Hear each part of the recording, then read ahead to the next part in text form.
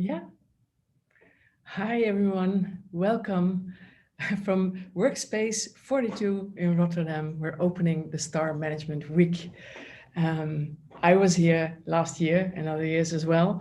Had the honor to be involved in the Star Management Week. Always a pleasure and an adventure. And this year, it's a very special edition. It's a completely new adventure because I'm in the workspace here, and we have lights put on little boxes with beer in it, and there we've built a studio some way, which is completely different from other years, but still it's the same quality because we have a program for you. It's amazing. I feel it's amazing that these students always, you guys always find a way to involve top speakers like this year as well. You'll find out later. What is really important is that we want to interact with you. The chairman of the Star Management Week will welcome you just in a while, but we will do that now. My name is Kim Koppes. I'm a moderator. My profession has changed a lot in this COVID area as well, like it did for everyone. I'm trying to interact with you now through apps and screens, and I try to melt the screen and really connect. But this time it's really important when we are in a room together and you're in the audience, you can raise your hand and ask a question or comment in a live way, or I can read your nonverbal signals. But now we need you to interact with us through Slido. Well, as you see on your screen, and I will use my phone to show you as well, you see, join us at slido.com. So please, can you take your phone out and go to that site or scan the QR code? And there, if you didn't go through the QR code, you might need an event code. It's there. It's SMW 2020. Easy. And then you go in, and there we have a poll for you, waiting for you to be shown right away. It's gone now. Maybe we can add the poll again. There it is. Like you see, we want to know where you are. We want to know where you all are, because we know that you are probably at home in Rotterdam. Somebody's in Amsterdam. I don't know how you feel about that, people from Rotterdam. You're in the Netherlands. Yes, you can also say I'm in the bed, or I am in Houten or Loosdrecht. Maybe students traveled far or are at home now, or maybe you're in the bathtub or in the garden or in a shop or whatever. On the office, somebody replies. That's interesting, to be on your office, not in it. Utrecht, and Brussels, we're international. We've spread across the country. That is lovely. This Slido app to us has a 30-second delay to show you the results. So we will wait a little till you've all come in, and so we know that you've started interaction. Can we show the results on the screen? If not, we just know. Take a look at your phone. It's lovely. You've just entered it, and there you can see the results in a word cloud way. So home is the winner, of course, here, and Rotterdam, as we expected. And we have other answers like Workspace 42, at the university, let's see, WFH in Rotterdam, in my living room, all answers coming in. It's lovely to know that you shared, that you're all with us and shared the online space with us. Thank you so much for answering that question. This app will be crucial during our event because we would love you to enter your questions to the speakers all the time. And you will not do that for nothing because it will help us to have a good talk here, but also you can win something. Look at that. That's a lovely wall decoration of the Rotterdam skyline, and the Star Committee will pick 5 winners with real good questions. And if you ask the perfect question, you can win a wall decoration like this. So please do that. And also it says questions in your Slido app, but please feel free to enter comments as well. If you want to say that you liked something, if you want to add something, if you want to share an experience, please do so. Now, next question for you to start the interaction and make everything going. Do you already have a plan for your future career? Because of course, today we'll be discussing matters with people who have planned their career, or maybe didn't, but they are really successful now.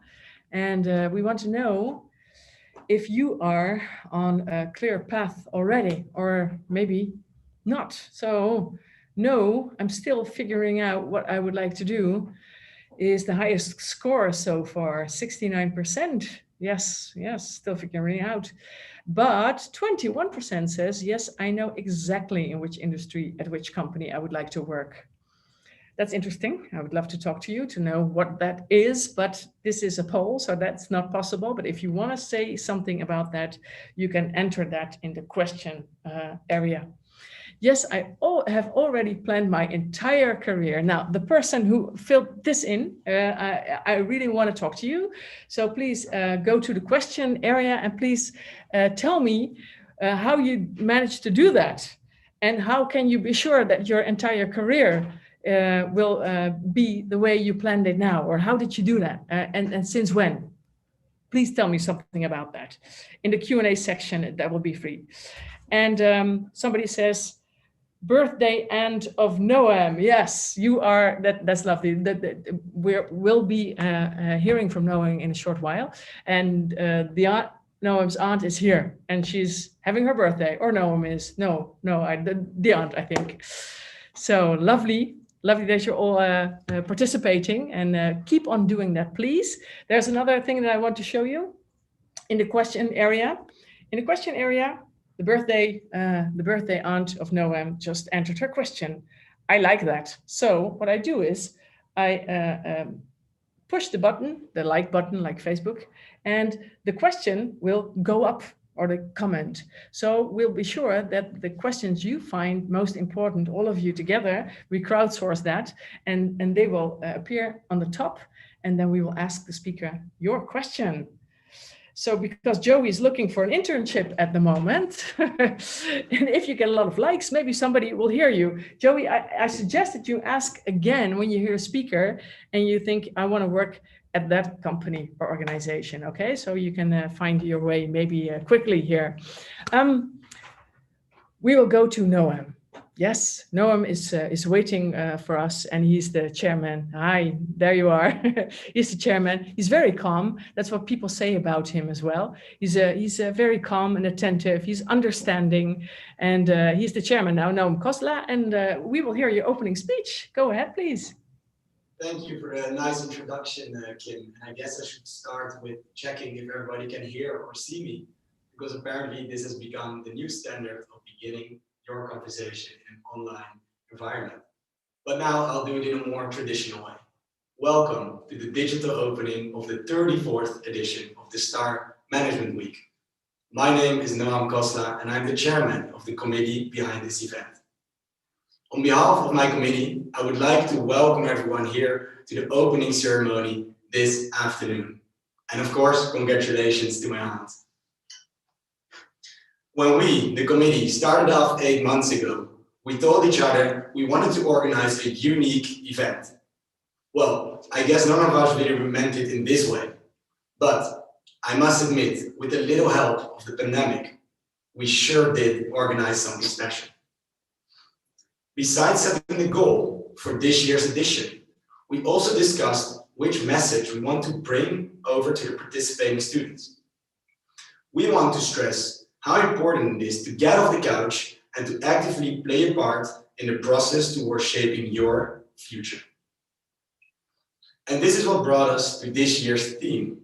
Your future starts now. And actually, when we think of it, this entire online environment completely fits our theme. Because our theme is not only about starting now and activating students, but we also would like to motivate students to look beyond the present and prepare for their future. We believe you can do so by staying up to date with all the innovations that are happening around us and this year are being accelerated by the pandemic. An easy example is the digitalization. A few months ago, I'm sure some of you didn't even hear of Zoom or Microsoft Teams. And look at us now, everybody is using it. This shows to us how important it is to adapt to your environment and to keep up with it. And that is exactly what we want to bring over to the students. Go with the flow, work as hard as you can on yourself, and make sure you secure that spot where you want to be in the future. And sure, these are all nice words, but how do we actually support students into starting their future now? Well, we try so by organizing this event. The aim of the 34th edition of the STAR Management Week is to provide students with the opportunity to get in touch with the world of business. This edition offers 70 activities in which 60 different companies will participate, and where 30 C-level managers will do their best to inspire the students and help them shape their future. And we did get some help along the way, and therefore would like to start out with thanking a few people. Starting off with the 42nd and the 43rd board of the STAR Study Association. Especially, I would like to highlight our previous supervisor, Nick Kirchner, for helping us set the foundations of this event. As well, I would like to highlight Aniek Vuurmans, our current supervisor. With her fresh perspective, she really helped us fine-tune the event to where we are now. As well, I would like to thank the International Career Office of the Rotterdam School of Management for organizing the International Career event. And lastly, our advisory board for giving us great tips along the way. And then now, before I'll announce my fellow committee members, I have a few words for them first. Guys, I am incredibly grateful and proud of the time we have worked together. In a year that has been more challenging than ever, you guys all kept your motivations high and each and every day did your best to organize this event for your fellow students. To me, this shows that each and every one of you have mastered the skills of commitment, flexibility, but above all, teamwork. Seeing you work as hard as you all did made me enjoy each and every moment of the past 8 months. So thank you for that, guys. Now, I'll start off with our first committee member, the treasurer, and her name is Laura van der Zest. She's in charge of the budget and makes sure the money is spent wisely. Also, she's done something remarkable this year. She's the first person within STAR to ever create a so-called COVID budget. And as it turned out, this turned out to be very handy. Then over to our second committee member. He is our marketeer, Jesper Goudswaard. He showed us that you do not need an expensive scent or crazy stunts to get to the students. By effectively using all the tools that the modern world of social media has to offer, combined with some more traditional techniques, like sending letters, he successfully sold out the STAR Management Week. And I'm seeing that there's something a little bit wrong with the slides going on, but I'll just keep going on. Next in line is a couple who was determined to overcome all obstacles that came in their way. They are head of the company acquisition and carry the title Commissioner of Commercial Relations. And now, also in the screen, the first commercial, Puk van der Brugge. Behind her kind and passionate personality hides her fierce and powerful spirit. And with her positive and sometimes in the morning over-enthusiastic vibes, she successfully knew to acquire an impressive portfolio of companies to this year's event. And also her partner, Commissioner of Commercial Relations, Koen Edman. Koen has shown his previous experience in sales to be a big advantage in this year's acquisition. By acquiring deals literally until the very end, until last week, he has shown to be a real commercial. I'm happy therefore he was part of our team. And now I want to go over to another couple. These girls haven't left each other's sides for the entire duration of the 8 months, and yet they both brought something specific to the committee. First off, Commissioner of Speakers and Vice Chairwoman, Lynn de Boer. Lynn really lives by the rule, work hard and play hard. Everyone knew they could count on her from the early mornings until late at night. However, she also knows how to compensate this with 2-hour lunch breaks and in which we all had to play card games with her. And now over to our second commissioner of speaker, Anne van Lier. Within the committee, Anne is seen as the teddy bear of the group. But when speaking on the phone with business leaders, she knows to show a different side of her, which led to this amazing list of speakers we have this year. And to conclude, the 8th committee member, our commissioner of events, Laura van Huizen. Laura had the incredibly difficult task to make the planning of this entire event in less than 2 weeks. She has proved to stay calm under the pressure and at the same time handle a complex IT system. I'm confident she has done a great job in doing both of these. And now I would like to end this speech by coming back to my very first point. We wish you a lot of fun and success and hope you will be heard and seen. Thank you for listening, and remember, your future starts right now. Thank you. Thank you. Thank you so much. No, that was lovely, lovely. I have many of those committee members here with me, the teddy bear I hear and I learn. Thank you so much and congratulations on the opening of your Star Management Week. So now, participants, viewers, students, everyone at home, please prove me that you are able to ask wonderful questions. As a professional moderator, I know this is the hard part, but please send in your comments and your questions because we have a wonderful speaker for you. He's waiting for us, and I learned a new word from him in August. It's called the stroppenpot. In English, you would say something like it's the bad luck jar. It's a jar that you have to fill with lots of money because sometimes disasters happen, and now that is going on, of course.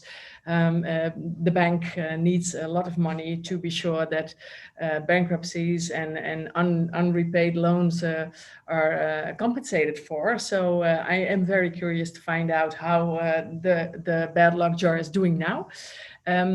When he became chairman of the executive board of Rabobank, the farmers' bank, we still call it in the Netherlands, the people said he was one of new generation because he was not just a finance man. He has a very different background, mechanical engineering, social economic journalism, a different kind of banker, but he's still on, so they still accept him. So it seems to work out well.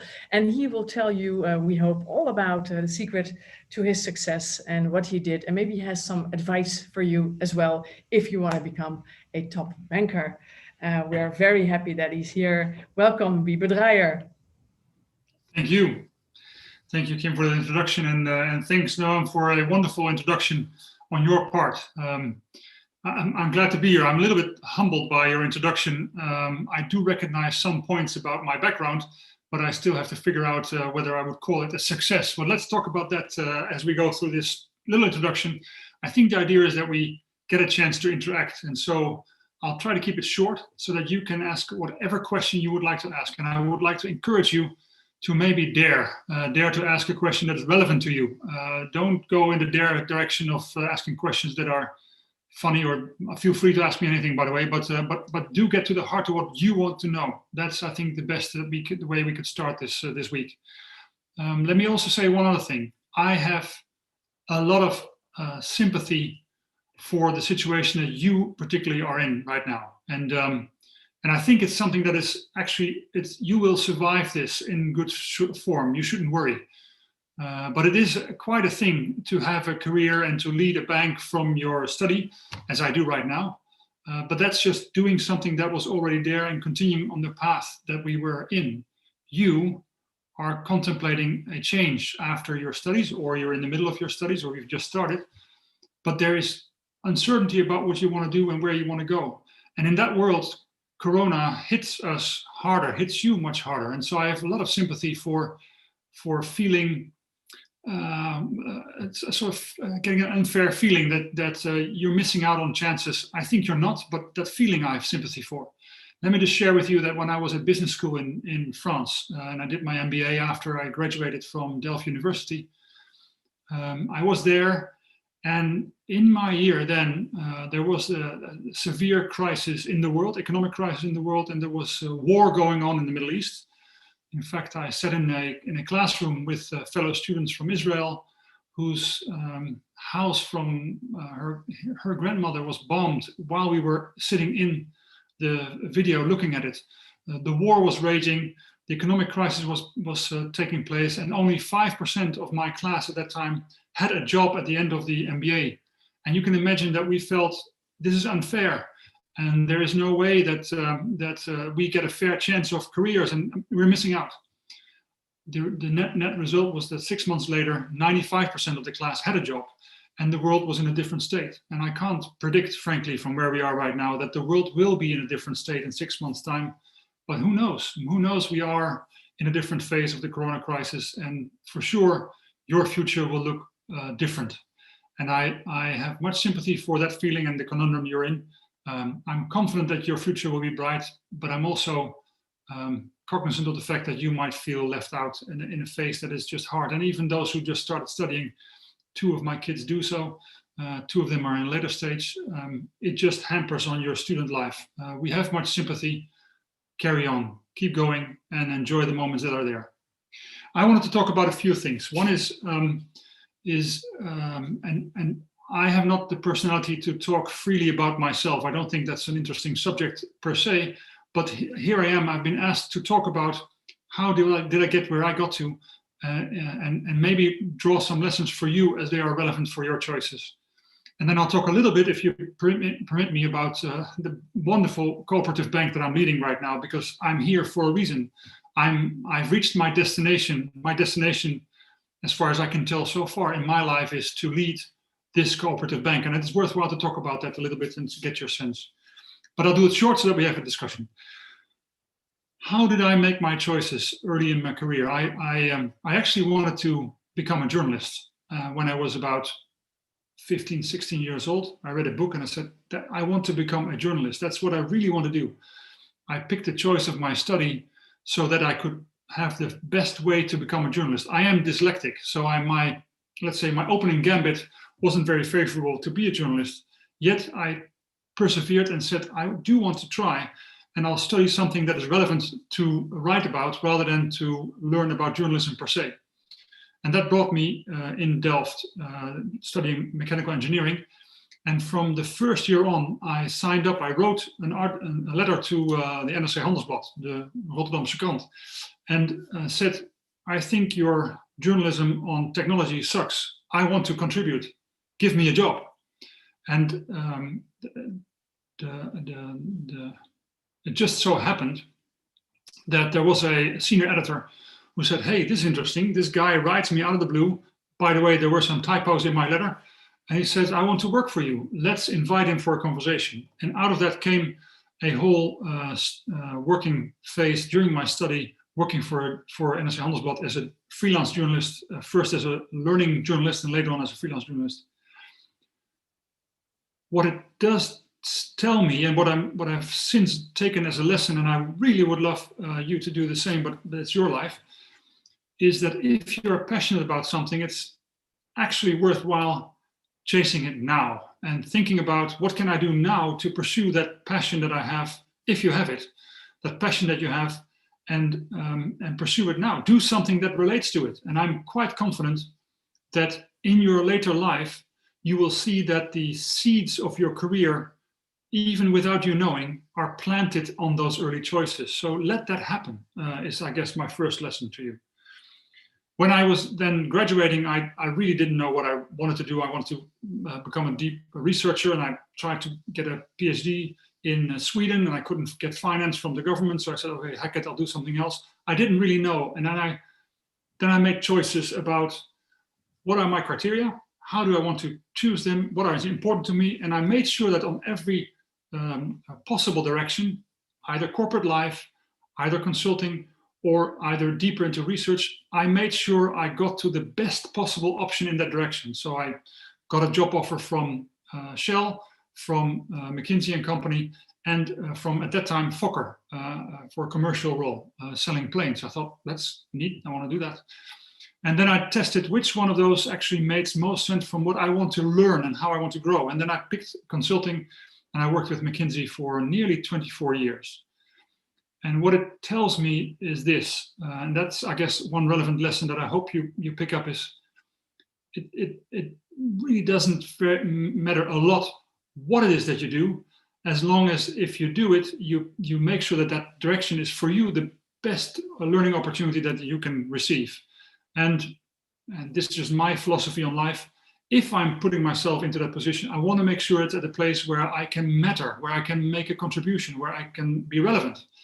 And I got that sense very much when I joined McKinsey early in my career, and have since been there for a long, long time and had all the learning that I could possibly dream of, all the impact I could dream of. But this notion of aim high when you create your options, you can always work with whatever comes out. If you don't get the result on the highest goal that you have, just aim high and see what happens, and create the options and then choose based on what you care about. I cared about learning, I cared about impact, and I cared about a global citizenship. I wanted to be part of the world, not just the Netherlands. So that was McKinsey. Along the way, I discovered that I deeply care about having an impact on society. To me, if you wake me up in the middle of the night, or you put me under hypnosis, and you would dive deep into what do I really, really care about. And I know this, my wife did an education in coaching, and I was on the receiving end of getting all that training. So about motivation, I know what I want because I've done 25 exercises to determine it. I know I really care about having an impact on society. So along the way in McKinsey, I figured out that I was having impact on corporate life, but I was not necessarily having impact on big societal themes. And I started to create some experiments, started to do things that related to this passion. Worked on innovation, worked on diversity of leadership, worked on fair chances for women in leadership positions. I worked on regional development, on various topics of relevance to society. And I was invited along the way in more and more roles that related to that. And I've discovered, and that's, I guess, the third hopeful lesson I bring to you is, with the talent that you have, if you dedicate yourself to a mission, a passion, an impact of something, a theme, you will discover that people will come to you, not that you have to dig your way into a career. It actually, opportunity comes to you. So that I'm sure will happen to you if you are clear about where you want to have an impact, and then take steps to proactively seek those. I guess at the end of the line, I've arrived at Rabobank because I think it was the ultimate place where I could have an impact on society, because it's a big bank. It's a huge bank in the Netherlands. It actually is also a huge bank in the world of food. It also is a huge bank in leasing, one of the biggest players in leasing around the world. But the footprint that we can have as a cooperative bank on the economy of the Netherlands, the life and happiness of its inhabitants, people, entrepreneurs, on the world of food, the whole food supply chain, about half of the food that's being eaten yesterday is touched by clients of Rabobank. So we have a huge impact on the sustainability of the global food supply chain, and I really care about that. And on leasing, it's the way forward on a more sustainable world goes through using, not necessarily owning, leasing as the vehicle. So Rabobank offers the opportunity to have an impact on society, and that's why I called it my destination. When you want to think about that destination, I think it is good to think about a company that you choose where you, if you care about societal impact, pick a company whereby you can get close to that impact. And in the case of Rabobank, we have put having a positive impact on society, growing a better world together, a cooperative way of influencing the world, as our mission.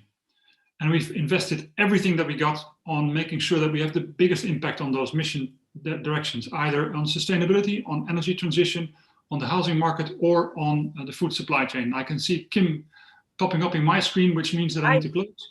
So I guess I wanted to close with this thought. Whatever you care about, start now. Whatever you, when you're in the mode of decisions, pick the best options that you can think of and create opportunities for yourself.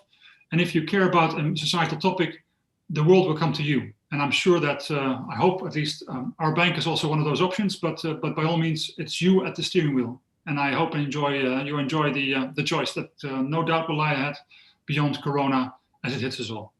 Yes, Thank you so much. No, but no, please, no, not concluding yet, because I just entered this conference room because there are so many questions. So let's try a question fire, as we call it. So you have a first question and you answer it briefly, and then the next will come up.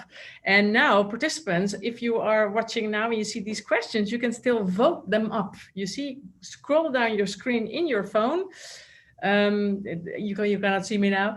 Scroll down the screen on your phone, and any question you like, please vote it up. So we use our minutes the best way possible. First one, are there other CEOs that inspire you, that you look up to? If yes, why? Wiebe. Well, yes, there are. There are some really nice examples of leaders that have developed organizations that have a passion for the world that they're in. And the name that I wanted to talk about now doesn't pop up, but he leads a company in North America that is now a multi-billion-dollar company that produces yogurt. And he's a refugee himself. And he created a company that only employs refugees. It's a wonderful story about leadership. But the one thing that I wanted to talk about is Nelson Mandela. And not in the sense of a hero. He is absolutely a hero. But if you read his memoirs, his life's journey, The Long Walk to Freedom, I think there's so many metaphors in there of how he made choices and how he stuck to it. I frequently fall back to many of his learnings as I ponder on our own choices and my own choices. So I would recommend you read his Long Walk to Freedom. It was a great inspiration to me. A remarkable CEO, you can call him, Nelson Mandela. Yes, yes, a CEO of peace. Okay, Matthijs wants to know, what do you think is the most positive, impactful change or innovation that was maybe pushed by the current pandemic in your field, especially the banking? I think there's one obvious case here, which is just astounding. There was a Friday night on somewhere in February where we decided to get everybody to work from home, and on Monday morning they worked from home. And so the speed of change that the Corona crisis created in digitization of work, and I think Noam was also talking about that. The speed of change of digitization was just phenomenal. And the bank, I lead the bank now from this desk that I'm speaking to you from. Yeah. Yes. And there are 25,000 employees in the Netherlands and then another 20,000 globally. And I'm closer in touch with them than I was with them before. So this digitization has accelerated beyond comprehension. Yes, the speed is remarkable in this pandemic. Things seem to be happening faster than ever. So that's a good thing. Well, we have a lovely question here. What's your favorite book? Can be anything, Wiebe. Oh man, there are so many books that I like, so I can't even begin. But I can tell you about the book that was influential in my life, and it was called Synchronicity. And Synchronicity is written by Joseph Jaworski, and he writes about his choices in life. And the subtitle of the book is The Inner Path of Leadership. And he has built a philosophy on how he made change in his life. I read it, I called him and I said, I want to meet you because I think your book is relevant. And we then worked for at least 4 years. Every once in a while he was in the Netherlands, we drank a cup of coffee and worked together with clients. A wonderful guy, he's now 85, Joseph Jaworski. And this book hit me like a freight train. And it completely altered the way I made my choices along the way. And that was the starting point of this societal impact journey that I talked about. Okay, I see. Thank you so much. Here we have a question that we used only to ask to women. So now I'm very happy that it will be asked, that they ask you, how do you manage your work-life balance, given your role as CEO and of course your membership of a variety of boards? Yeah. This is interesting, the Royal Palace as well, yes. So how do you do that? It's funny that you asked this because I think many people would consider probably my life to be very tough in terms of working hours. At the same time, I feel very relaxed I'm now working from home. I think that's one of the great advantages of COVID is that I'm actually very close to my wife, my family. And at McKinsey, I was always called Mr. Lifestyle. I guess I made clear for myself that I know that when I work too long and I stretch myself, that I get significantly unhappy. So I've learned the hard way that if I overstretch, I need to limit and take time for myself, my family, or something completely different. I do a lot of sports.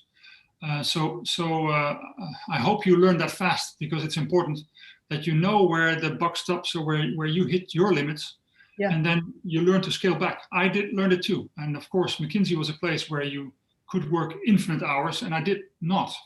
And No. I was called Mr. Lifestyle because I found a way of doing what I did better in the fewer hours than just throwing hours at a problem. I'm now convinced that that's the answer to all of your life too. Don't throw hours at your job, throw intellect, creativity, impact at it, not hours. So you started with that also early on. That's good advice to know, to make sure that you balance that out.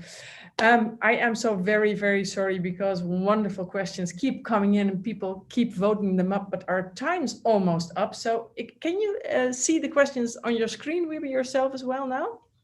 Can you see them? Yeah, I think the one from Max. Yes, you can choose your last question yourself, okay? I see a lot of great questions and I would love to be able to respond to them, but I think Max asked, Wiebe, what made you decide to switch from mechanical engineering to the financial world, and in what way did your unrelevant background help you? Exactly. Very nice question, and I'm deeply convinced that in the Netherlands our education system is so great that it gives you, just going through the life of a student brings you to a point where you're relevant for companies. Mm-hmm. And if you put the mindset on that you can learn anything, you can learn anything. And so I used the study more to train my thinking skills and to test myself in intellectual ways, but very much so that I knew that I could go anywhere where I wanted thereafter. And McKinsey, a consulting industry, for those of you who want it, it's a fantastic environment where you can make switch from a deep area to a broad area. And so I choose a career particularly to make the shift away from my background. Yes. I see the bank, the Rabobank, as I'm not, still don't want to be a banker per se. I want to have an impact on society. To me, work and the company I work for is a means to an end. And Rabobank certainly helps to that end. Well, you made that completely clear. So the impact on society is your main goal. It's wonderful. I have a question for you now. Can you please stay a little longer? Can we please switch to full screen for Wiebe now? And then I want to ask the participants to do this. You see, you have the chairman of the executive board of Rabobank in your screen. Yes, exactly. And you are live with him. So please take a picture, all of you participants. When you look like this, you have your phone and you do this like that with Wiebe together.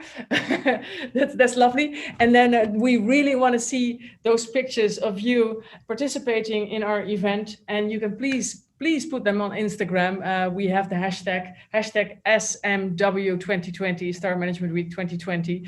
And then we will see those as well. And we really like the questions. Through our socials, we will declare the winners afterwards, but you still are competing because the questions will be reviewed with all the speakers. You took off your glasses for the picture. Smile once more. Everyone take a picture with our banker, but not so much a banker, a Nelson Mandela fan, and a man who wants to be impacting a complete society, right? Absolutely. Wishing all the best. And my first question: how's the bad luck jar doing right now? There's 5 billion in it. The jar is full of money, and the good thing is that the government is doing the best things possible to preserve the integrity of the economy. So there are not a lot of companies in bad shape. The bad jar is doing great. Not yet. Okay, so the jar is still. I hope not. I think they're doing well. Wow, that's good news. That's good news to end your speech with. Thank you so much, and we hope to talk to you another time again. Thanks. Okay, moving on, everyone, to hi, there she is already. Moving on to our next speaker. She tries to transform her.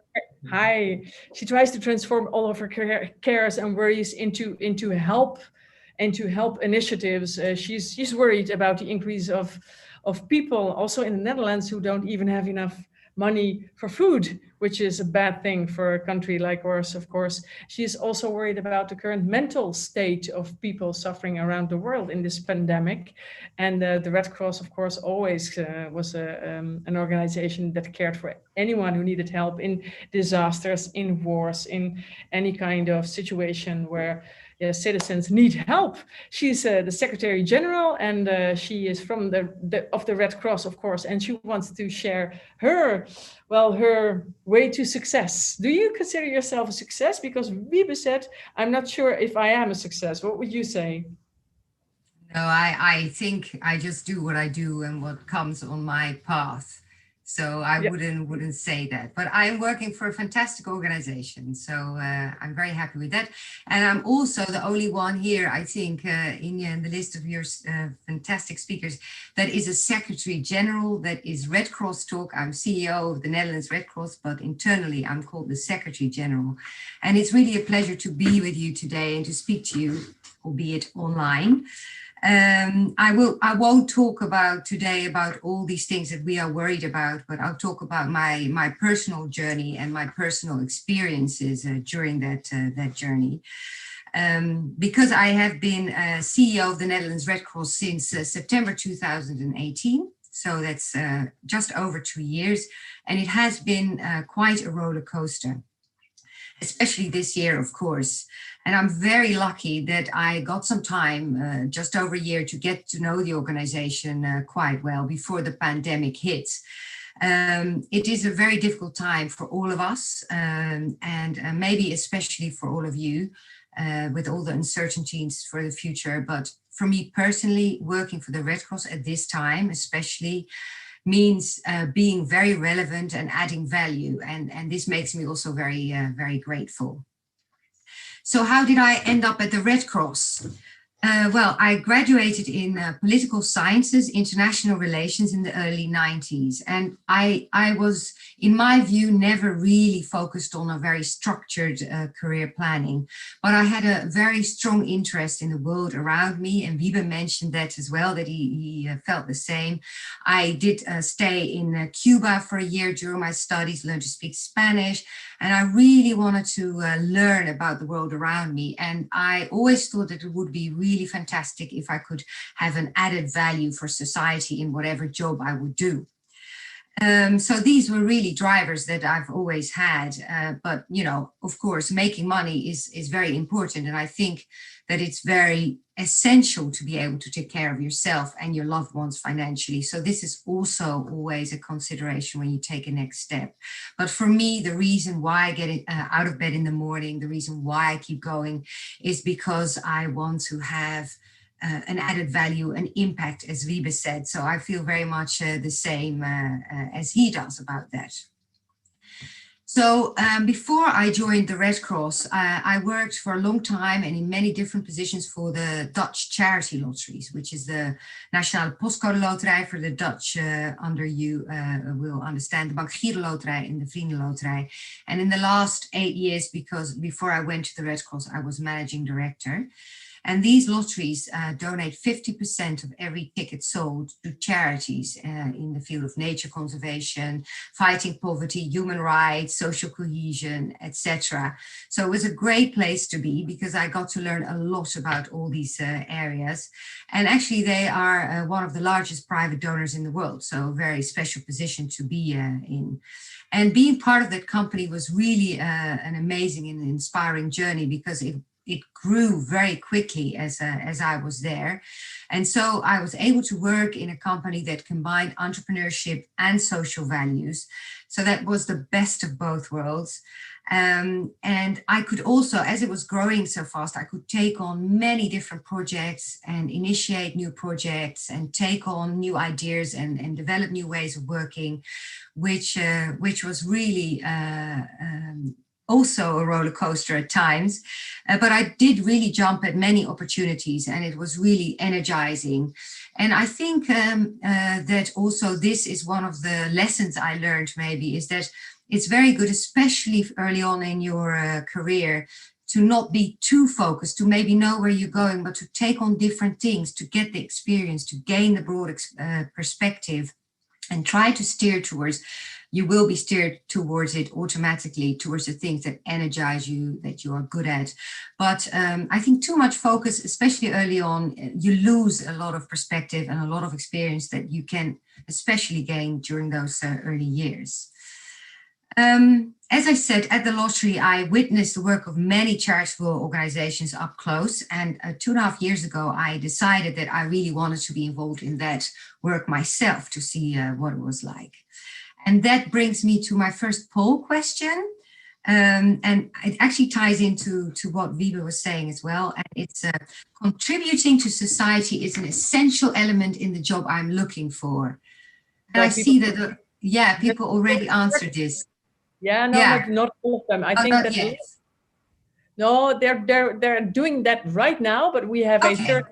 we have a 30-second delay, I think, before results will be with us. So we have just to wait and see. But it's changing already. I see 83% says yes. That's quite clear, but there's also 17% saying no. What do you think would say? What would the other motivations be then? Is it money or success or just having fun? Well, possibly, but I think that I was looking at this question again, and I think you can contribute to society in many different ways. I mean, you can really look for it and work for an NGO like I do, or you can work for the bank in the way that Wiebe does, or have a contribution in a lot of different ways.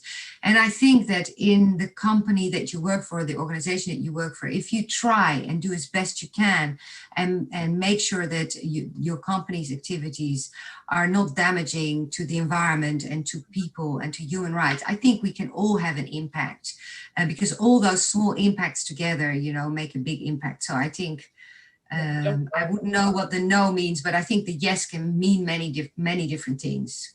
Let's invite the people who said no to explain in Slido, because you have the question area and you can also put a comment there and then you say, I said no because, and then they tell us, okay? We'll find out. It would be great to know. Yeah, thank you, Kim. Should I continue? Okay. So, I chose for the Red Cross, and already when I was working at the lotteries, I witnessed how vulnerable people, both very far away, but also here in the Netherlands, received assistance from the Red Cross. And I was really impressed, and especially because most of that assistance is given by volunteers under really difficult circumstances. So I thought that was really impressive, and also that there's people on the ground everywhere in the world. Because that's what you probably know the Red Cross from, our emergency aid in these parts like Syria, Yemen, Venezuela, Beirut very recently with the blast in the harbor. And this is a very important element in our daily operations still. We work with what we call sister national societies, because in every country of the world, there's a Red Cross Society or a Red Crescent Society. And there's, of course, the International Red Cross that we work with, and we provide emergency relief. But also here in the Netherlands, we have almost 14,000 volunteers, and they are standby to support victims during calamities or disasters. And in normal times, you might find them at any events, sporting events, festivals. And we are also supported by 80,000 ready-to-helpers, and they are not officially trained Red Cross volunteers, but they help out during the pandemic. For example, I visited some corona-related activities in Rotterdam, and there were also quite a lot of student ready-to-helpers working there. So that was great to see. So one very big difference for me working in this job compared to my previous job is that there I worked mainly with university educated people from also mainly, international crowd or from the west of the Netherlands, from the Randstad. And at the Red Cross, I work with people from all over the country with many different backgrounds. And that means that I have to be much more aware of how I communicate and what I communicate. And that goes for the Netherlands, but it's also international, of course. I've been to Yemen, to Mali, Venezuela. I spent time in Curacao, in Aruba, and it is very challenging, and you have to be very aware, and you have to be very sensitive. But I find it extremely enriching and also really a challenge to do that in the best way possible. So as we speak, our volunteers are supporting hospitals and other medical services in fighting the coronavirus at the moment. And we are currently coordinating the largest operation of the Netherlands Red Cross in the country since 1953, the floods in Zeeland. And we're helping with testing, supporting families who are financially hit. We give them food parcels, or we support people that are quarantined, or speaking to people who don't speak enough Dutch to help them understand the measures or what they should do. And we do this all over the kingdom, so also in the Caribbean islands. And in total, we have about 68 programs in our kingdom, and we learned a lot from the first wave. We are much better prepared now to address this second one. And we are also a much stronger management team because we are much more aware of each other's strengths and weaknesses, which makes it easier in this crisis situation, because we need to stay focused on our priorities, on our most relevant aid programs, and where our support is, of course, needed. And this is a very atypical crisis because usually an emergency response is very short. And this is what is in our DNA. We respond to crises with full-blown energy. But now we really need to spare our strengths because our support is needed for a long time and we have to keep going. And my role as CEO now is to keep an eye on the well-being of the team, of our employees, and also, of course, our volunteers, for the long term, and to keep track of what kind of requests we are getting, and to think about what current developments mean for the long-term position of the Red Cross. So we really have to run this as any other business, keep our eye also on the long term while responding to this crisis.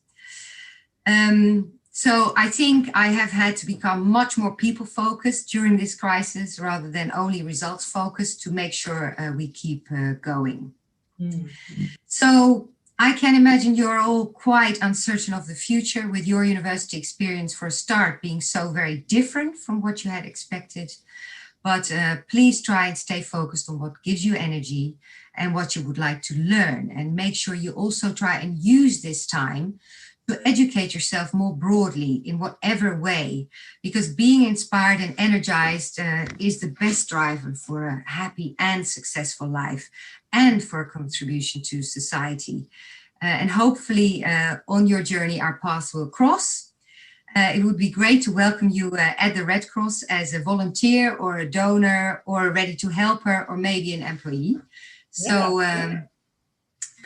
any questions maybe? Yes, many. But I want to switch them around a little, the questions that were entered in Slido, because you were talking about the COVID crisis and the long term. Yeah. Flores immediately asked, how do you feel about the fact that all media attention is focused on the COVID virus, while there are numerous other serious issues at hand?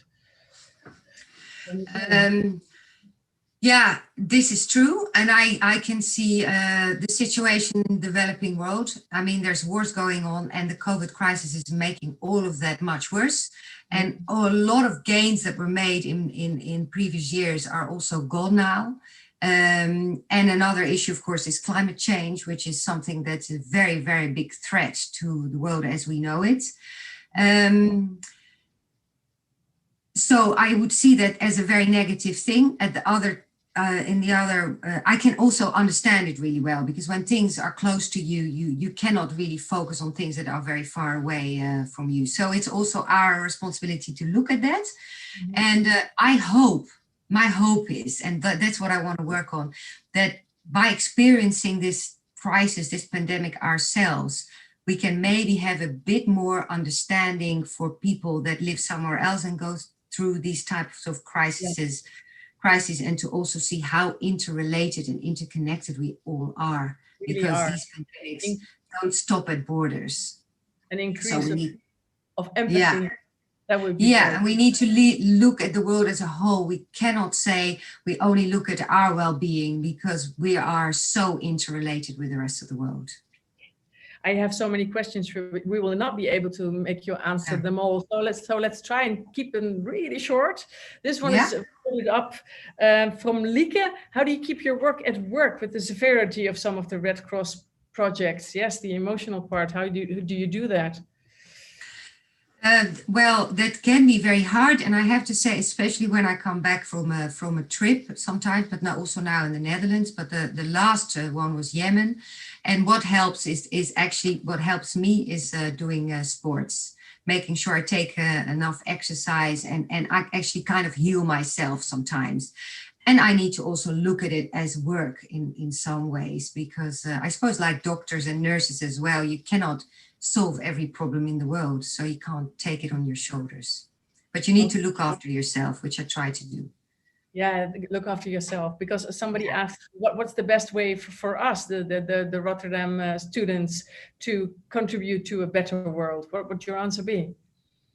Well, I think in choosing your career, try to have an impact in whatever you do. Think about not doing damage or actually doing something good for your environment, be it planet, be it people.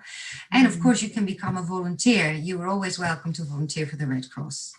Yes, I think you do that. Maybe you will have lots of volunteers now. Yeah, so, that would be great. The last question for now, Marieke. We would have liked to have way more time with you. The Red Cross already exists for quite a long time. How do you keep innovating, and what are your ambitions for the future? Yeah, what do you predict? Well, when we look at the long term, we think that this crisis, even if the virus is gone, is going to have its repercussions for a long time. And as a Red Cross, because we are able to scale up and scale down very quickly, we really would like to build a model where we can do that in the Netherlands in the long term as well. So this is what we're trying to do with our COVID aid programs, that we have a position in which we can scale up and scale down as whatever the future brings. But we think the needs that we see will be there for quite a while to come. I'm trying to keep it short. I can say a lot of things about it, but yeah. You also have a talent for timing, we see. Yes. You'll probably be invited back for another event later on, because this is so interesting. Thank you so much. I think that I can speak for all of them, and that we do consider you a success. So thanks for your inspiration, and we hope to talk to you way more, and we wish you all the best and good luck with the crisis and all different crises that you try to handle. Thanks. Thank you. Thank you for your attention. Bye-bye. Bye-bye. That was lovely. So now we are moving on to our next guest, and you're doing really well with the questions. Please keep them coming in. I'm slightly disappointed about the pictures of you taking part of this event. Try and do that. Just make a picture of you lying on your couch or in your bed or in your kitchen together with other students, or just alone, or somewhere, wherever you are. And then use the hashtag SMW2020. When you click in Instagram on that hashtag on recent, you will find the recent pictures also of us and me in the studio, so we can see who, and then you can see each other, which will make us feel more connected, which is always the challenge in an online event. Hi, so there you are, Liesbeth Mol. We are so very happy that you're here, member of the executive board of Deloitte. And I was very amused to read a headline that said, "There's a woman in the board of Deloitte," as you are a different kind of species, or that would describe you. But you've been working with Deloitte for years and years, and you are also kind of responsible for a part of the good reputation in Management Team 500. Your company was among them with the best reputation. Congratulations on that. But you've worked in ethics, and you've worked in taxes, and you've worked in innovation in every part of the company almost. So we are very curious to find out what your way to success was. Same question for you as the other speakers. Do you consider yourself a success?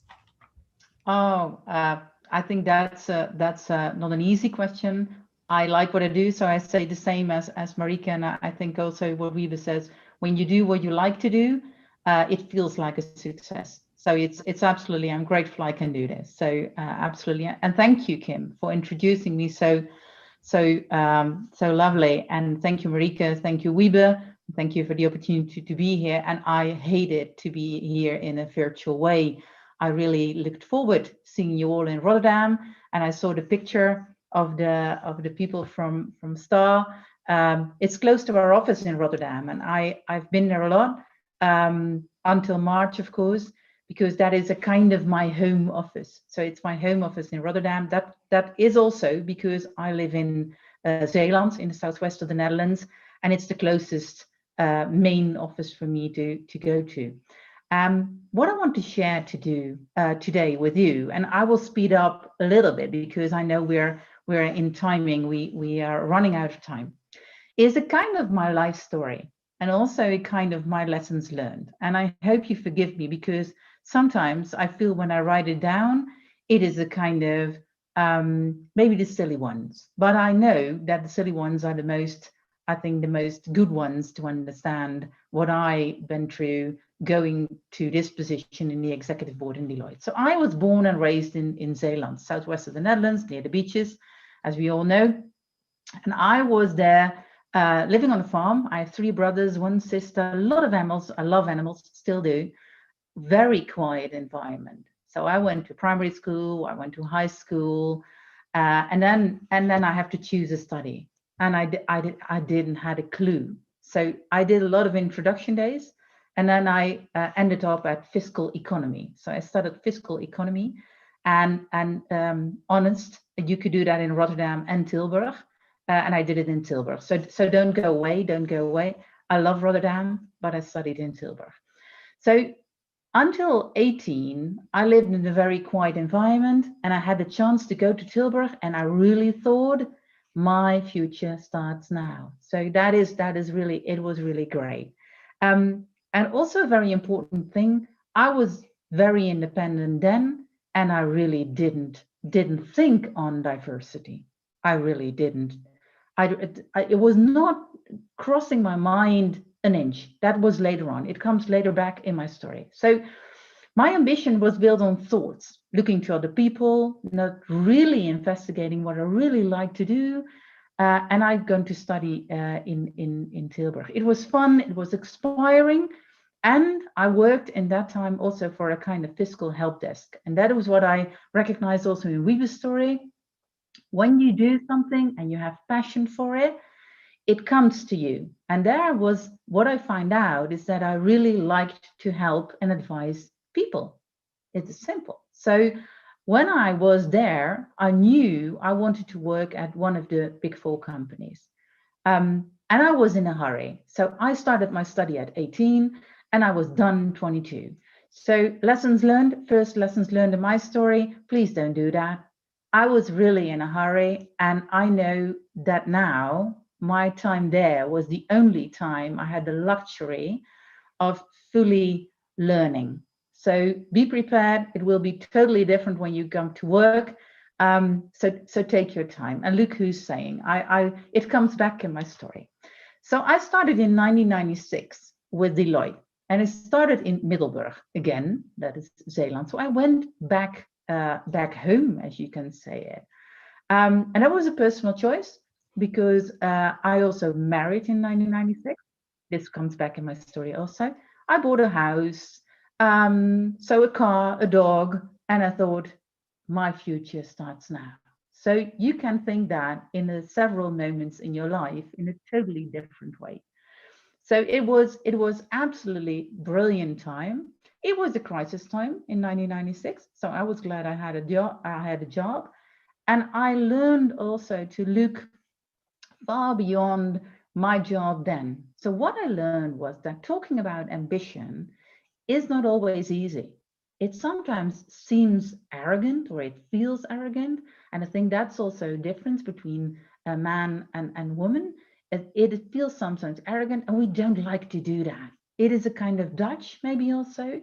But my lessons learned, talk about it. Because you have to talk about it, because then you have the challenge of other people. Is it really belongs to you? Is it really good what you do?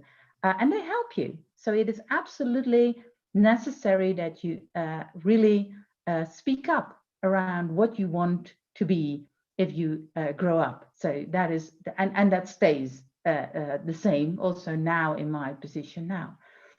So, and I always wanted to be a partner at Deloitte. So, and that is why. Why is a good question. I wanted to lead, and I wanted to take responsibility. And I think that is in my life very important. And what I thought is that it would make me an independent entrepreneur. So being a partner at Deloitte. Reality is a bit more complex, I can tell you. but it is absolutely it was absolutely a very strong wish to work for. So everyone needs sponsors, and that is also in a company as Deloitte. So also lessons learned: don't wait for a sponsor, look out for them. So I'm here now, Marieke is here, Wiebe is here, Tjeerd is here.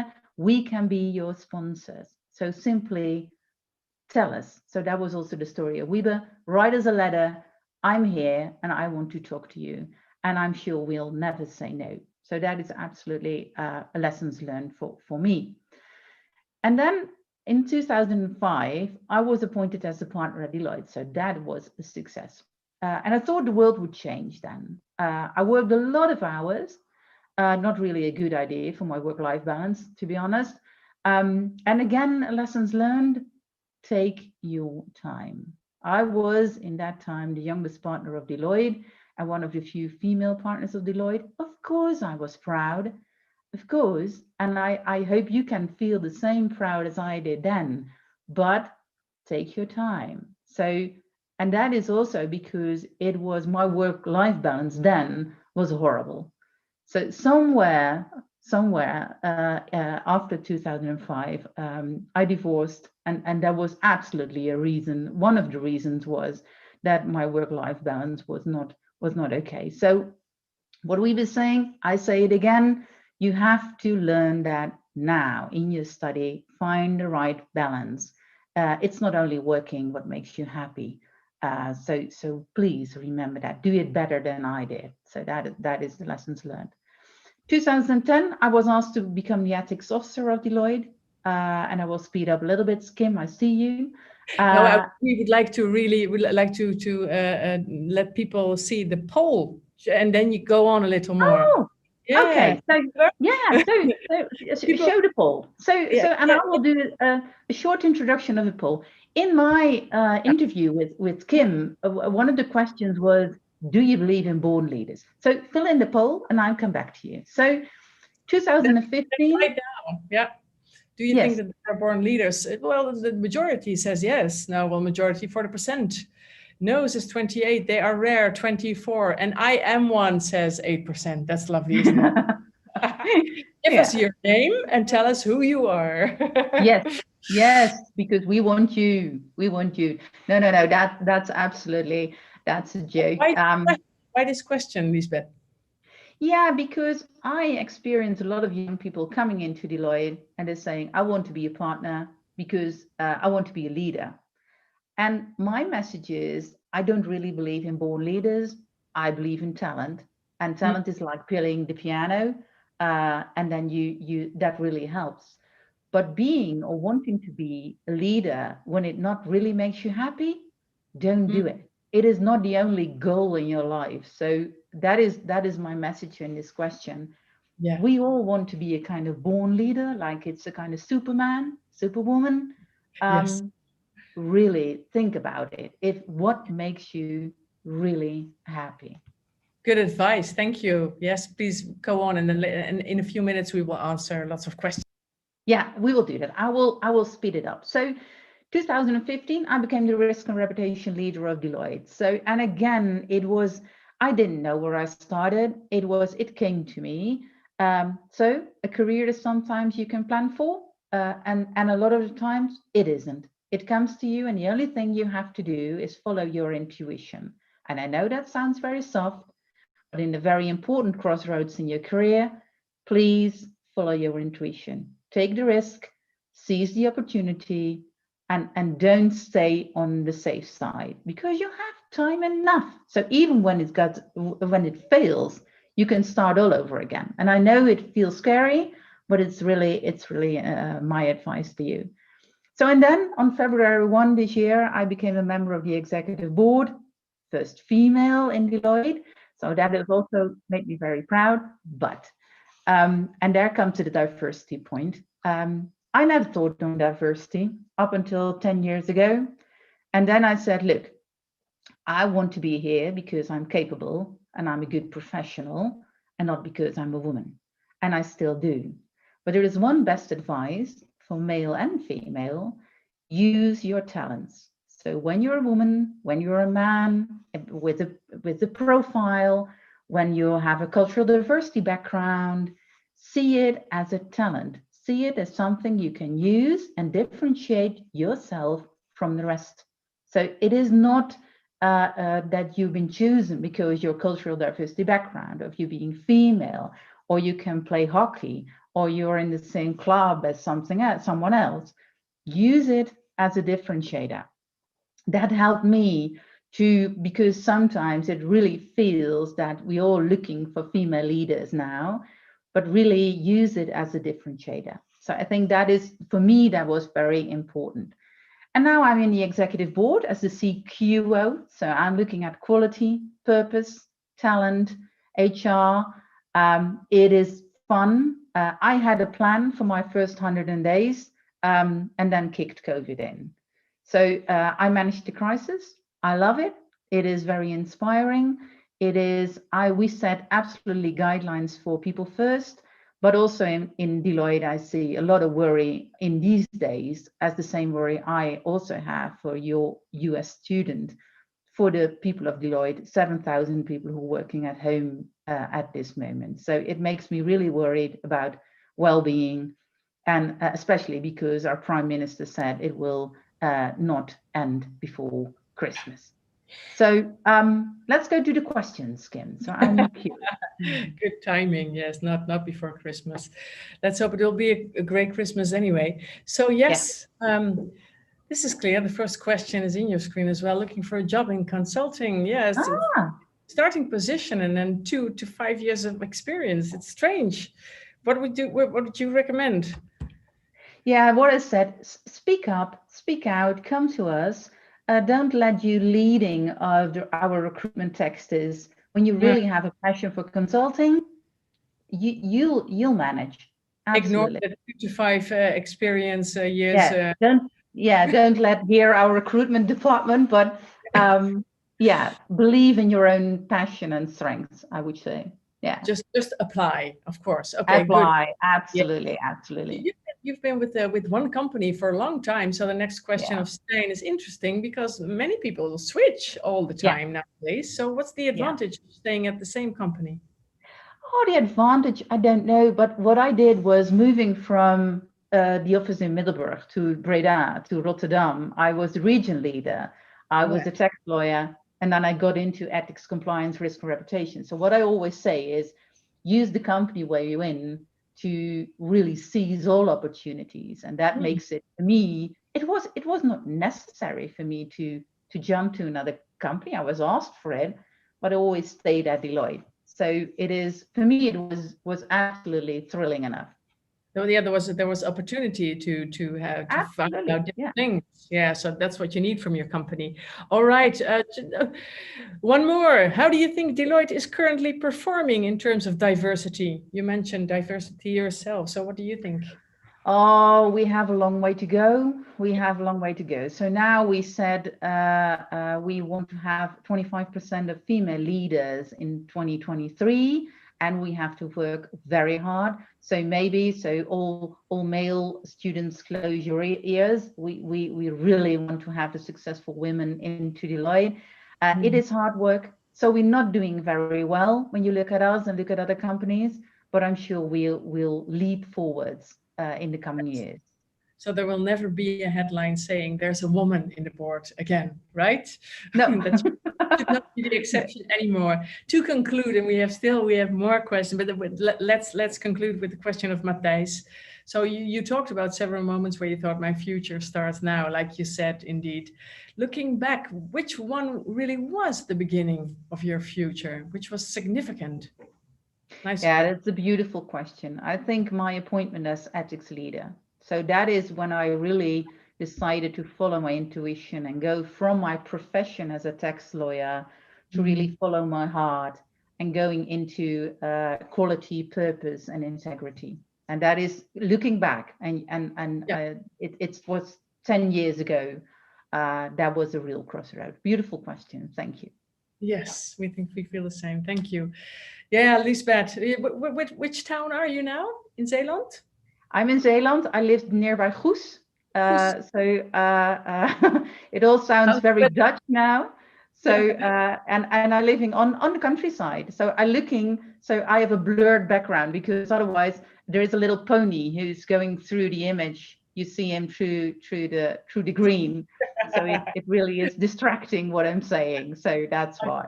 Yeah. And is it raining as heavily as it is in Oh, Rotterdam? it is terrible. It is. It's glad I'm here, even Yeah, virtual. I'm glad I'm here. Thank you so much for your talk, and thank you for answering you. all the questions and making us think, because you really did. All the best and good luck. And Thank see you.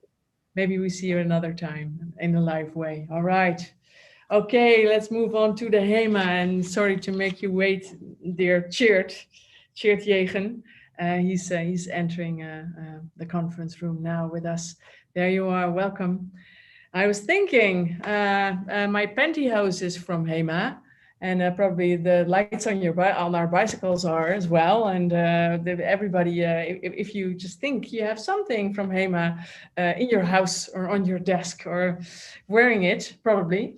But that's not why you're here. But you do have a very famous brand, of course, in your hands, and you aimed for I think.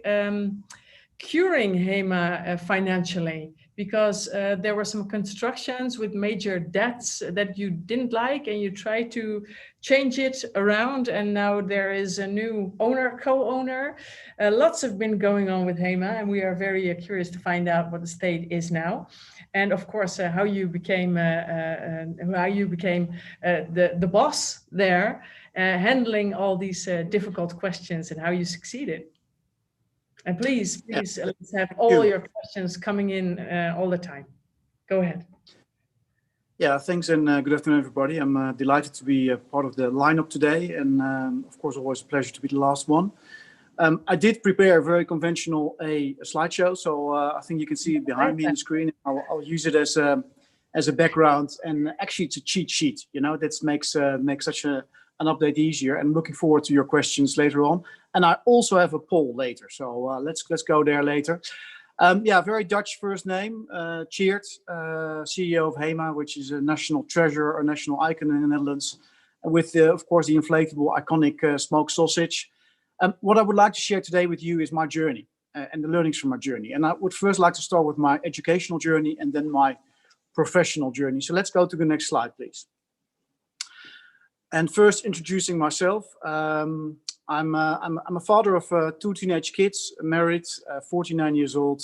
I grew up in the area of Rotterdam, and being from that area, of course, it was a natural choice to look carefully at what university I would like to move into. Next slide, please.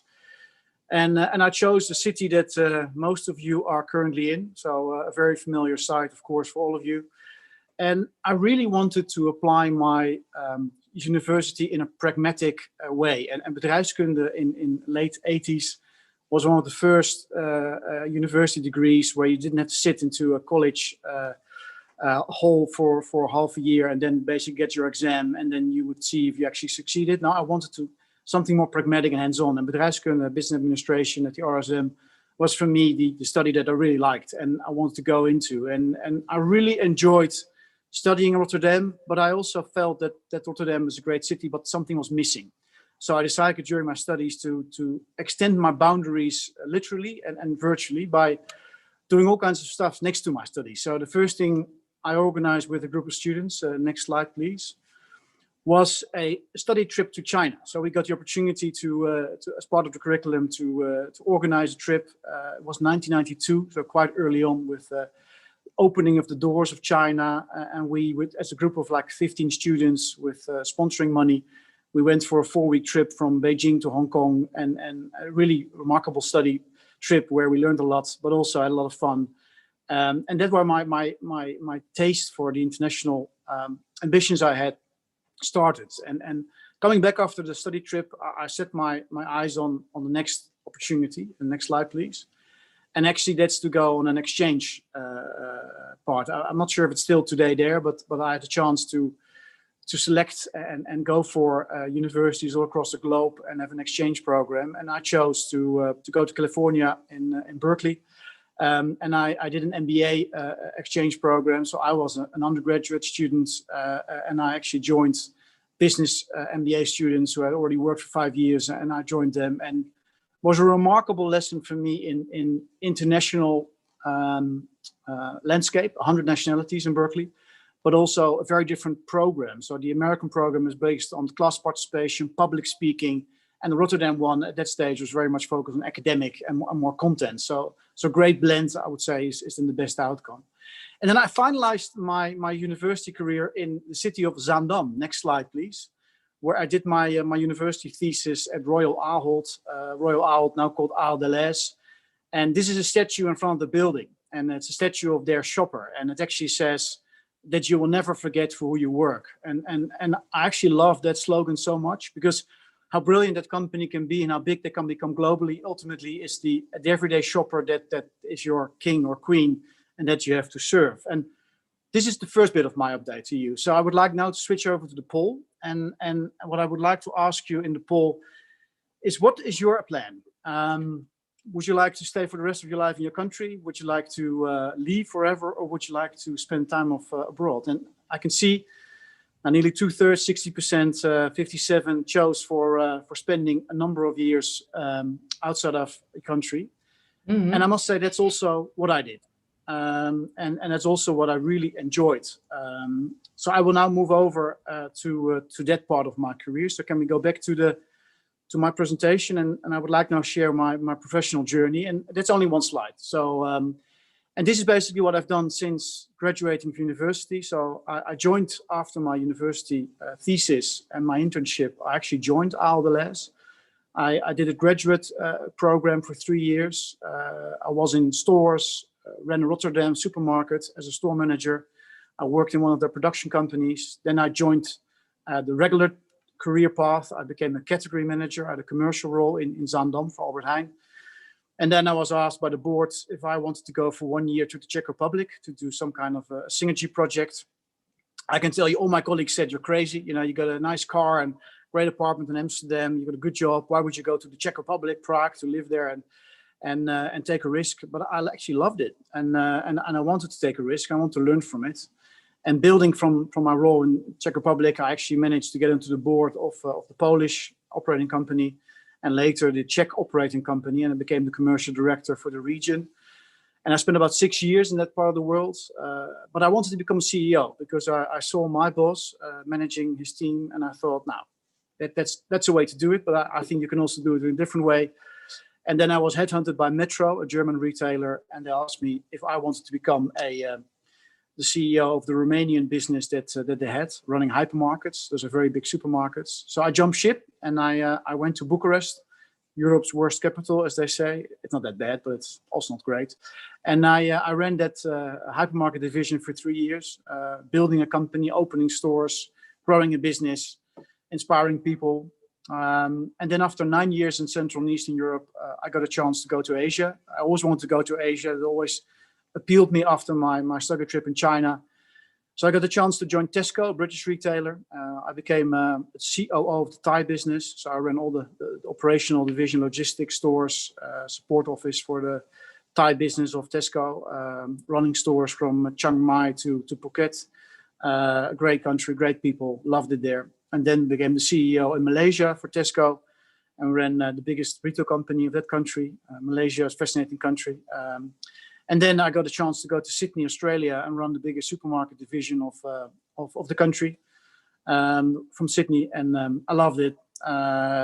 Great learnings, great country, great people.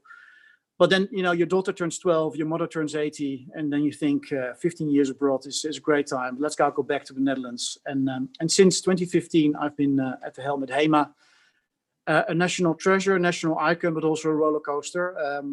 So I've had my experiences with running a great business where ultimately I think we entered into a unique phase where I think one of the few companies where we finished the Corona crisis with less debt than we entered, and hopefully soon to be owned by a great family and a great investment company, and going to the next phase of HEMA's journey.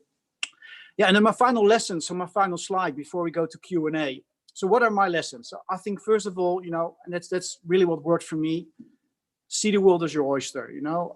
When you get a chance, embrace opportunities. Every single time I got a job offer that brought me to a different country, I always said yes, because I really believe follow your path and just go for it. And all those different cultures, nationalities have really brought me further and created resilience, but also perspective.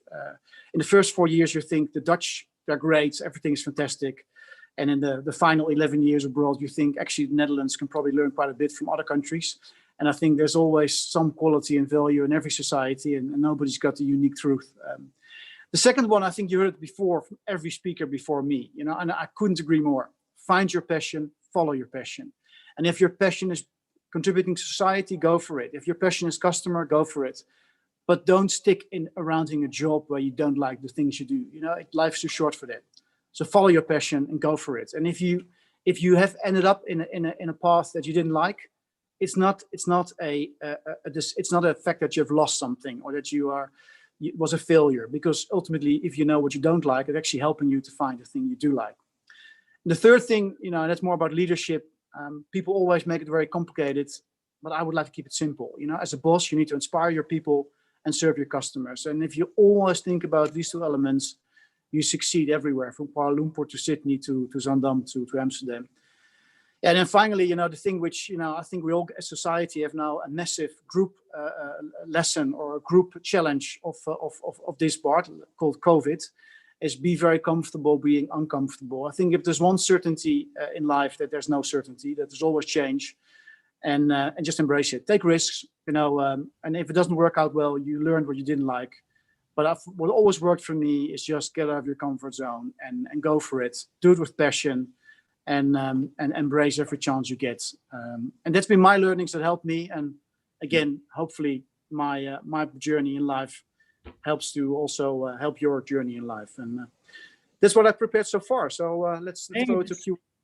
Yes, please. Let's do so. One of my own. If you don't know what your passion is, because everybody says follow your passion, but many students maybe haven't found it yet. Now, well, some people of old age never find it. Yeah, so I would say if that's the case, then try something new, try something different. So in the end, you will. What it did for me, when I did my internship at Ahold, I had to go to 1 week of work in a store in Albert Heijn. And I was always a student assistant when I did my studies. That's how I made my money. And then I had to work 1 week in the store, and I just loved the proximity to the customer and the immediacy of the impact on customers. And that's why I joined Ahold Delhaize. So and I learned my passion as a customer and my passion is retail. Yeah. Then you try something different, and then you will find something. Okay, so let's go to Slido questions, because they're pouring in. That's lovely. Lieke again. Lieke is doing well. How does your international experience influence your role in a typically Dutch chain? That's a nice one. Yes, great question. So two things. There's a bit of personal pride because I was a CEO in 4 companies before actually taking on the HEMA role. So I thought it was quite an opportunity, and I thought it was quite a nice mission to actually start being a CEO of a Dutch company as a Dutch person. I can tell you, being the HEMA CEO is quite the bondscoach, so you have to also have a thick skin and don't take things personal. I think what we have done together as a team actually proven that HEMA actually is a brand which is fantastic, but it's so great that actually other countries also enjoy it. We're really strong in Belgium and France, and we're bringing it further around the globe. And what helps me is my cultural experience, that I'm able to connect with people in all kinds of environments. And in the end, people all look for the same. So, but I think my personal journey has helped also make HEMA a bigger international brand.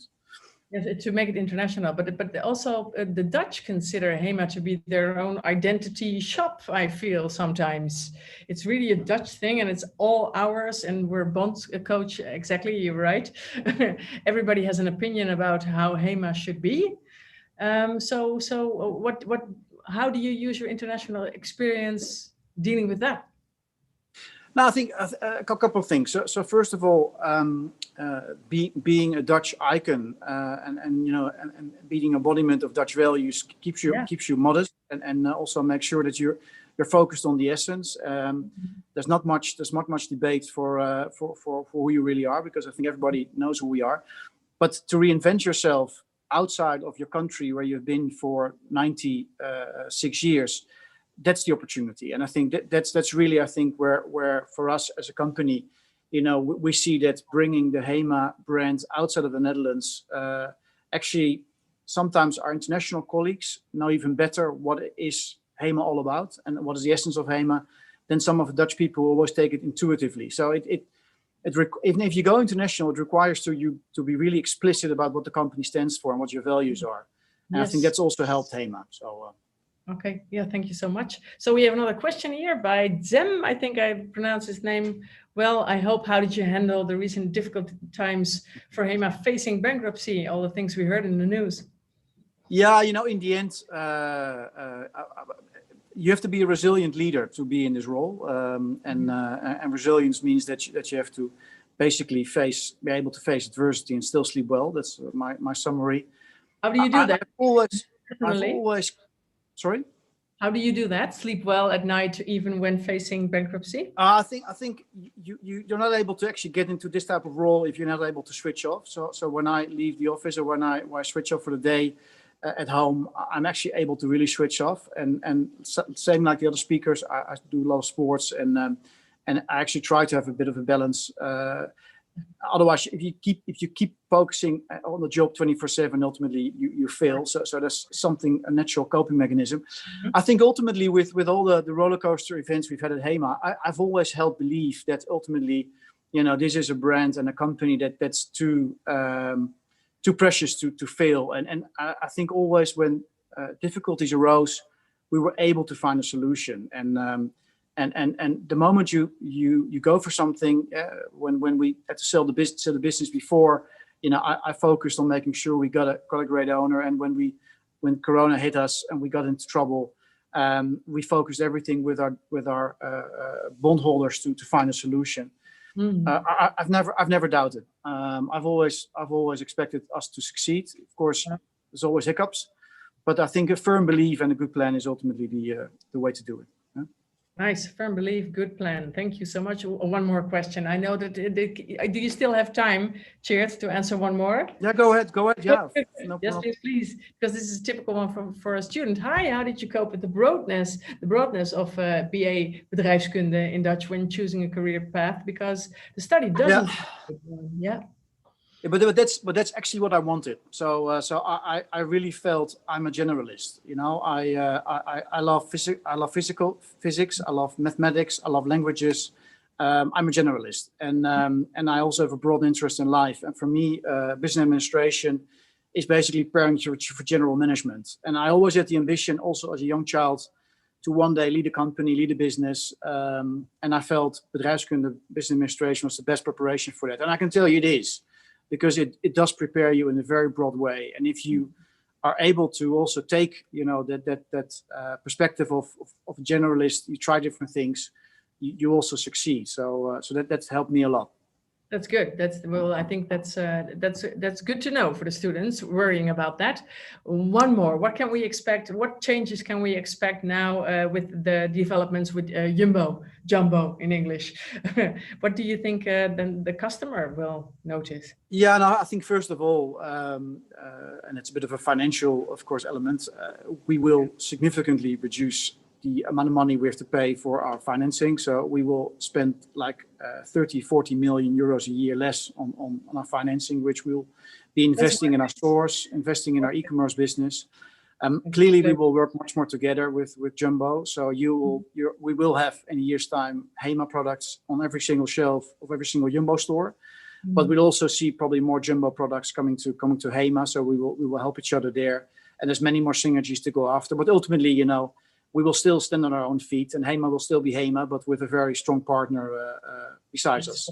Yes, because I read an interview with you that really, I thought it was remarkable. You said, I want to change this financial construction, not with the heavy debt load and with the financial investors in the way they were entangled in it. And you said, otherwise I'll leave. Is that something that you need as a leader to be able to say? No, there were also other parties in this process, and I can tell you, I was very, very clear to our temporary owners that the only party I could see for the future of this business, also my future, was Parkom van Eert. So you have to be clear in this case. That it helps. Yeah. clear and strong. So that's good advice as well. Okay, thank you so much. Thank you so much for joining us. It was a pleasure. Thank you. Good. And maybe you'll meet the students in the flesh one day. I hope. Yeah. And by the way, don't send me a letter. Just send me a LinkedIn message if you want to connect with HEMA. Yeah. So thank you very much. Good luck, everybody. There, yeah. Open for invitations on LinkedIn. They will. Okay. Okay. Bye bye. Thank you. Bye. Cheers. Bye. Bye. Wonderful. So, what guests! It's incredible. I think that we will have to end our opening ceremony now. We could have talked with yeah, I know. Yeah, with Aniek. People are panicking around here. I didn't forget Aniek. No. We are ending the ceremony with Aniek because she wants to say something to her fellow students and to you. And I think that we could have filled hours with these interesting guests and your wonderful questions. So we go to Aniek and she will present her speech to you. Maybe she's not in yet, so then we'll just, I'll invite you to please still use Slido. Please go on with that, because now we will not have questions because Aniek will not be answering them, but please can you enter in Slido all of your comments? What did you think of this event? What did you think of the being online? What did you think of the way they organized everything? And then we can conclude with that. Yes, so there she is. Yes, Aniek, go ahead, please. Aniek, we can't hear you. Yeah, all right. Thank you, Kim. And hi, everyone. My name is Aniek Veermans, and I am the project manager career of this year's STAR board. As PM career, I've had the privilege to supervise the STAR Management Week Committee in our final 3 months towards the event. The STAR Management Committee had started their adventure in March, while my board chair started later, in August. This meant that the committee was more familiar with STAR and my role as a supervisor than I was the moment I started. You, the committee, gave me and my fellow board members a warm welcome and allowed me to ask you all the questions I could think of. Because of this, we settled down quickly, and I would like to thank you for that. The next part of the speech is dedicated to the committee. As Noah mentioned earlier in the speech, this is a unique year.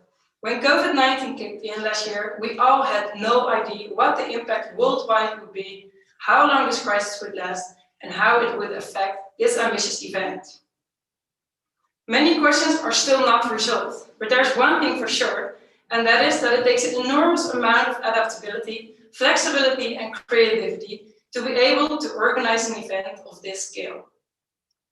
During these uncertain and sometimes demoralizing times, you have shown great perseverance over the past few months, and I greatly admire that. The bad news and setbacks never took over, and you always continued to dedicate yourselves 100% to the ultimate goal, organizing a highly professional event that connects students and companies. In my opinion, you definitely achieved this goal. From the beginning until the end, you worked together as a group and supported each other whenever that was needed. The team spirit has resulted in an event with a wide range of inspiring, interesting events. To start off with the speakers events. Anna and Lynn, you were in charge of organizing several speakers events, including the flagship activity of the STAR Management Week, the honorary discussions. You succeeded in arranging a great portfolio of high-quality speakers and remained in control, despite the event transforming into a completely virtual one. It shows your dedication and your ambition to bring speaker events to a new, innovative, and higher level. Great job, girls. Then, Puk and Koen, as Commissioners of Commercial Relations, you were responsible for closing all the companies of the STAR Management Week. I think you are a great example of a duo that doesn't take a no for an answer. Your creativity and flexibility made sure both you and the companies could get the most out of the event. Your teamwork and perseverance in these uncertain times led to a list of outstanding companies you signed for the STAR Management Week. Great teamwork. Well done, guys. Then, Laura. Without a budget, there is no event. For the first time in the history of the event, the treasurer had to make not only one, but 3 budgets. You started with making the budget for the physical event, moved on to the hybrid version, and ended up with making the budget for the full online scenario as it is today. In addition to drawing up the budgets, an important part of it was that you had to substantiate the choices you made for spending the money. You developed yourself enormously and showed your flexibility, which led to a budget that forms the solid base of this year's Star Management Week. Great job. Then Jesper, the creative mind of the group. As the Commissioner of Marketing, you were in charge of all the online and offline promotion of the event. You greatly stimulated the creativity that was so needed this year. Whenever you had an interesting idea, you immediately started working it out. This made you even paint toys, resulting in the Star Management Week crocodile in the Smidse. That's the pub on campus. Besides that, you have managed to sell out the Star Management Week completely, despite not being able to do big offline marketing stunts. This proves your ability of thinking outside the box and your feeling for the online targeting. I think you can be very proud of yourself. Well done. Laura, your role as Commissioner of Events had never been as uncertain as this year. You made sure you kept the overview of 13 event days, and at the same time, you paid attention to all the details in every single hour. You did all this while the planning had to be changed almost weekly in order to meet COVID-19 measures. Many people wouldn't be able to handle these rapidly changing circumstances, but you always kept your cool and handled it very well. You've put a lot of effort in the program, and in upcoming weeks, we will see the result of that. I'm convinced that everything will turn out fine, and after that, you can be proud of what you have managed. Good job. And then, last but certainly not least, Noah. This year, keeping the overview was even more important, and that task was perfectly assigned to you. You made sure that no details were missed out, and you made a huge contribution to make everyone working as a group. I really enjoyed working closely together with you and overcoming all the challenges that came together with bridging the virtual gap. Your ambition, drive, and aim for perfection kept yourself and your committee motivated to keep working really hard despite the various setbacks. You have done an amazing job by guiding your committee and can be very proud of the result. Well done. Now, I think we have all learned that you can only excel if you look for new opportunities and solutions that have not been tried before. I'm sure that you mastered this mindset, and that's why you all managed to transform this whole event into a virtual edition in such a short amount of time. I hope you will use this mindset and capacities that you have developed by organizing this event in your future career steps. And don't forget, your future starts now. Dear committee, the time has come. After months of preparations, the Star Management Week starts today. The upcoming weeks will be hectic, and you all have worked so hard for this. So now it's time to see the result and enjoy. Good luck.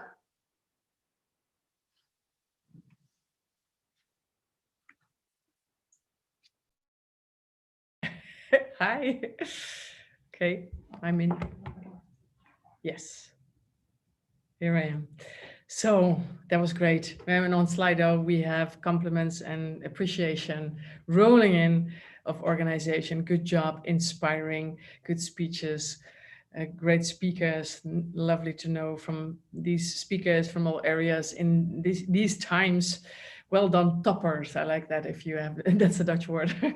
Great speakers, and people are looking forward to the upcoming events because, of course, this was only the start, but you handled it. All's been said.